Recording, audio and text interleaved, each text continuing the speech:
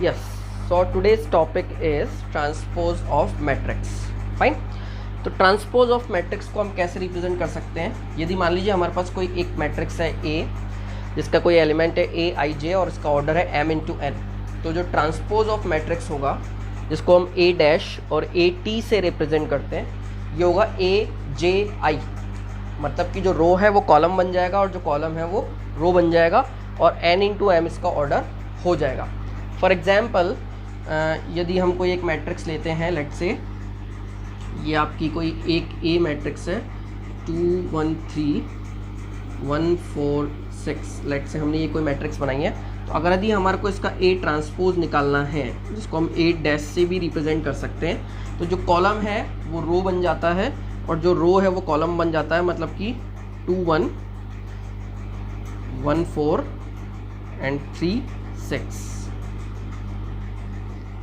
ये हमारा A transpose हो जाएगा। इसका ऑर्डर था 2 इंटू 3, इसका ऑर्डर हो गया 3 इंटू 2। ठीक है, तो इस तरीके से हम ए ट्रांसपोज जो है वो रिप्रेजेंट करते हैं। ठीक है, अब इसकी कुछ प्रॉपर्टीज़ होती है ट्रांसपोज की, वो मैं आपको बताता हूँ। ठीक है, तो ये ट्रांसपोज की कुछ प्रॉपर्टीज़ होती हैं। फर्स्ट प्रॉपर्टी है आपकी कि अगर हम ट्रांसपोज का ट्रांसपोज निकालते हैं, मतलब यदि ए ट्रांसपोज का ट्रांसपोज निकालना है तो वापस हमारे पास ए आ जाएगा। ठीक है, इसके अलावा यदि कोई के कॉन्स्टेंट्स मल्टीप्लाई हो रहा है ए से, मैट्रिक्स से, और इसका ट्रांसपोज निकाला जाएगा तो के पे इसका कोई फ़र्क नहीं पड़ेगा, ए का ट्रांसपोज हो जाएगा क्योंकि के एक कॉन्स्टेंट वैल्यू है। ठीक है, इसी तरीके से ए प्लस माइनस बी का ट्रांसपोज अगर हम निकालेंगे तो ये ए का ट्रांसपोज प्लस माइनस बी का ट्रांसपोज हो जाएगा। ठीक है, इसको हम उस लॉ से नहीं खोलते हैं, ए प्लस बी के होल स्क्वायर वाले से, तो ये ए का ट्रांसपोज प्लस माइनस बी का ट्रांसपोज। अब ये थोड़ा सा अलग है, ए इंटू बी का ट्रांसपोज अगर हम निकाल रहे हैं, यदि कोई दो मैट्रिक्स है ए और बी और उन दोनों का मल्टीप्लाई होने पे अगर हम ट्रांसपोज निकाल रहे हैं तो वो बराबर होगा बी के ट्रांसपोज मल्टीप्लाई ए के ट्रांसपोज पे। इसको रिवर्सल लॉ कहते हैं, ये याद रखना, बी का ट्रांसपोज मल्टीप्लाई ए का ट्रांसपोज होता है। इसी तरीके से रिवर्सल लॉ से ही हम ये समझ सकते हैं कि अगर यदि हम दो की जगह पे बहुत सारे कोई मैट्रिक्सेस को मल्टीप्लाई कर रहे हैं और उसका ट्रांसपोज निकाल रहे हैं, तो वो रिवर्स ऑर्डर के अंदर एक की पावर ए एन का ट्रांसपोज, ए एन माइनस 1 का ट्रांसपोज और लास्ट के अंदर आएगा ए 1 का ट्रांसपोज। ठीक है, इसी तरीके से अगर यदि किसी मैट्रिक्स के ऊपर पावर है, मतलब एन कोई पावर है और उसका हम ट्रांसपोज निकाल रहे हैं, तो ये दोनों पावर्स अपने आप में इंटरचेंज हो जाती है, मतलब एक के ट्रांसपोज की वो पावर हो जाती है। ठीक है, तो ये कुछ इसकी प्रॉपर्टीज़ है। अब हम इसका नेक्स्ट टॉपिक देखेंगे। तो हमारा अगला टॉपिक है symmetric and skew symmetric matrix. ठीक है, अब सिमेट्रिक और ट्रांसपोज में ज़्यादा डिफरेंस नहीं है, लेकिन यहाँ पर जो मेन कंडीशन है वो स्क्वायर मैट्रिक्स होनी चाहिए। ठीक है, जबकि ट्रांसपोज के लिए स्क्वायर मैट्रिक्स होना ज़रूरी नहीं है। तो अगर यदि हमारे को किसी मैट्रिक्स को, एक स्क्वायर मैट्रिक्स ए को सिमेट्रिक मैट्रिक्स बनाना है, तो ए का जो ट्रांसपोज होगा वो ए के बराबर होना चाहिए। मतलब ए कोई ऐसी स्क्वायर मैट्रिक्स है जिसका ट्रांसपोज अगर यदि उसके बराबर हो तो वो सिमेट्रिक मैट्रिक्स कहलाती है। अब हमारे को एक ऐसा एग्जाम्पल लेना है, तो हम कोई एक एग्जाम्पल लेते हैं। लाइक से हमारी एक मैट्रिक्स है 1 2 3 और 2 3 1। याद रखने वाली बात क्या है कि ये जो है स्क्वायर मैट्रिक्स होनी चाहिए। अभी 3/3 की स्क्वायर मैट्रिक्स हो गई, तो अगर यदि मैं ए ट्रांसपोज निकालूँ इसका, तो आप देखोगे ए ट्रांसपोज का मतलब क्या है, जो रो है वो कॉलम हो जाएगा और जो कॉलम है वो रो हो जाएगा। तो ये हमारी कॉलम है, ये बन गई रो। इसी तरीके से ये 2 3 1 और इसी तरीके से ये 3 1 2। तो आप देख रहे हो ए और ए टी दोनों इक्वल है, ए और ए टी दोनों इक्वल है, तो ये दोनों सिमेट्रिक मैट्रिक्स कहलाएंगे। ये दोनों सिमेट्रिक मैट्रिक्स कहलाएंगे। स्क्यू सिमेट्रिक मैट्रिक्स, इसके अंदर डिफरेंस क्या होगा कि एक स्क्वायर मैट्रिक्स ए का ट्रांसपोज माइनस ए के इक्वल हो, मतलब यहाँ पे क्या होना चाहिए, माइनस ए के इक्वल वो होना चाहिए। ठीक है, अब इसके अंदर एक और कंडीशन होती है जो इसकी एक थ्योरम भी होती है। सबसे इंपॉर्टेंट चीज़ क्या हो गई कि A T is equals to minus A होना चाहिए। अब इसकी एक कंडीशन और होती है, प्रिंसिपल डायगोनल। प्रिंसिपल डायगोनल मतलब जो हमारे 1 1 2 2 3 3 वाले जो पार्ट है, ठीक है। तो इसका मतलब क्या होता है, i इक्वल्स टू जे होता है, ठीक है ना। i इक्वल्स टू क्या होता है, जे। i इक्वल्स टू जे कहाँ होगा, डायगोनल एलिमेंट्स।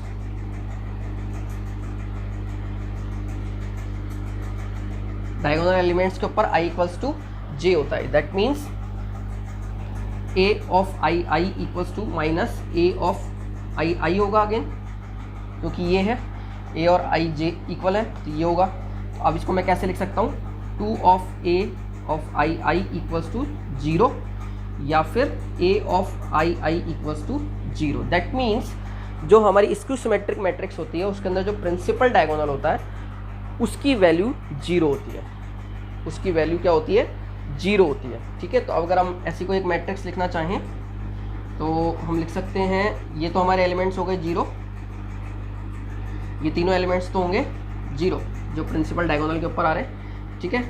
इसके अलावा हम लिख सकते हैं 2 3 -2 -3 1 and 1, ठीक है। अब इसका जब हम ट्रांसपोज निकालेंगे, यदि मैं यहाँ पे A ट्रांसपोज लिखूँ इसका, मैं इसका अगर यहाँ पे A ट्रांसपोज लिखूँगा तो क्या आ जाएगा, 0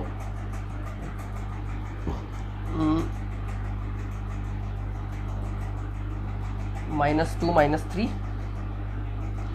और ये हो गया आपका 2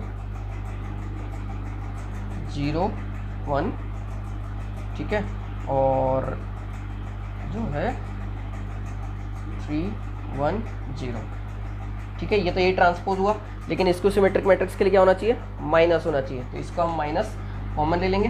ये A हो गया, A के बराबर नहीं है, माइनस अगर हमने बाहर ले लिया तो, अगर हमने माइनस बाहर लिया तो 0 पे कोई फ़र्क नहीं पड़ेगा, 2 3 हो जाएगा, ये -2 हो जाएगा, ये 0 हो जाएगा, ये 1 हो जाएगा, ये -3 हो जाएगा, ये -1, हमने गड़बड़ करी कुछ ना कुछ, ये भी माइनस होगा ना, ये माइनस होगा तो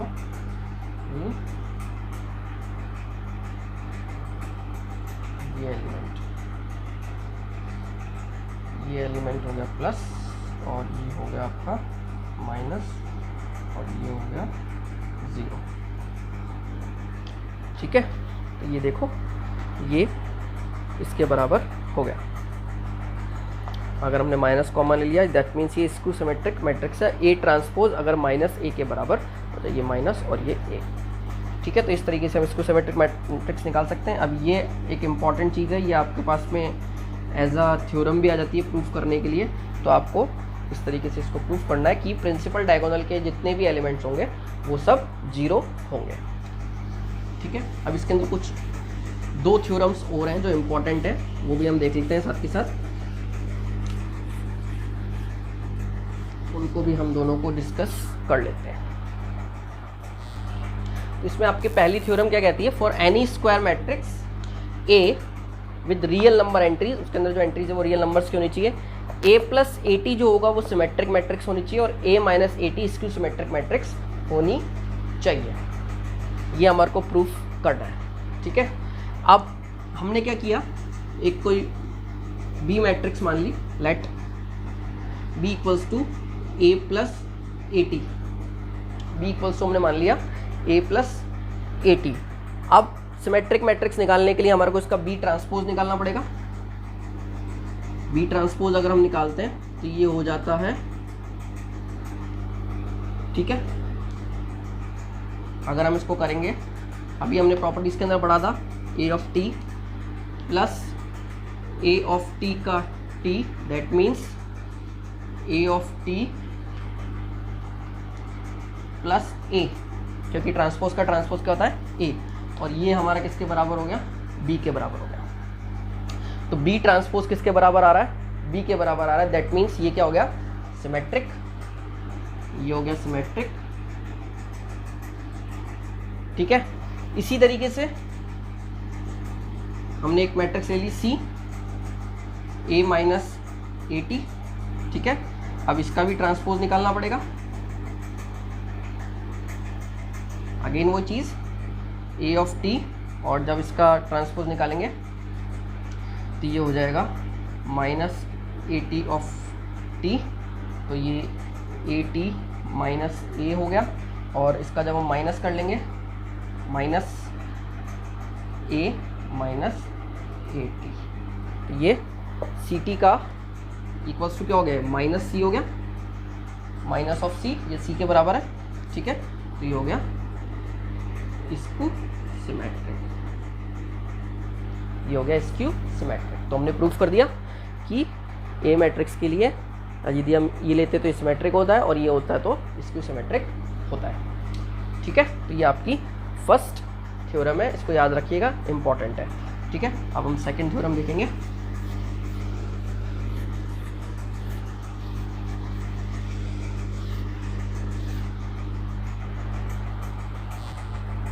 अब हमारी दूसरी थ्योरम ये कहती है एनी स्क्वायर मैट्रिक्स, कोई भी एक स्क्वायर मैट्रिक्स को आप एक sum of symmetric and skew symmetric matrix के रूप में आप एक्सप्रेस कर सकते हो। मतलब कि हम किसी भी स्क्वायर मैट्रिक्स को sum of symmetric and skew symmetric matrix के रूप में लिख सकते हैं। तो लेट्स से हमने कोई एक मैट्रिक्स ली ए, अब हम इसको इस तरीके से रिप्रेजेंट कर सकते हैं, plus half of A minus A T. अगर हम इसको देखें ए टी से ए टी कैंसिल आउट हो जाएगा, और हाफ ऑफ ए और हाफ ऑफ ए मिलके ए हो जाएगा, ठीक है ना, ये हम लिख सकते हैं। अब आपको ये भी मालूम है कि अभी अभी हमने प्रूफ किया था कि हमने प्रूफ किया था कि ये होता है सिमेट्रिक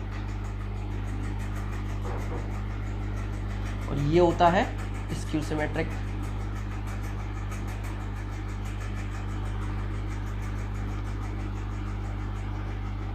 अभी हमने प्रूफ किया ये, ठीक है ना। तो अब आप आराम से इसको कह सकते हो कि जो आपका ए है, कोई भी स्क्वायर मैट्रिक्स है, वो इन दोनों का टोटल होता है, वो इन दोनों का टोटल होता है, ठीक है। जब अगर आपके पास ये वाली थ्योरम प्रूफ करने के लिए आती है, तो अब आपको यहाँ पे जो पिछली वाली थ्योरम हमने प्रूफ की थी, इसको यहाँ पे आप पूरा का पूरा प्रूफ कर सकते हैं, ठीक है, आराम से। तो ये हमारा सिमेट्रिक हो गया, ये इसकी सिमेट्रिक हो गया, ठीक है। तो इस तरीके से हम इन दोनों को प्रूफ कर सकते हैं। तो ये था ट्रांसपोज सिमेट्रिक और स्क्यू सिमेट्रिक मैट्रिक्स के बारे में। अब इसके बाद एक्सरसाइज है 3.3 जो हम कंप्लीट करेंगे। Okay, thank you.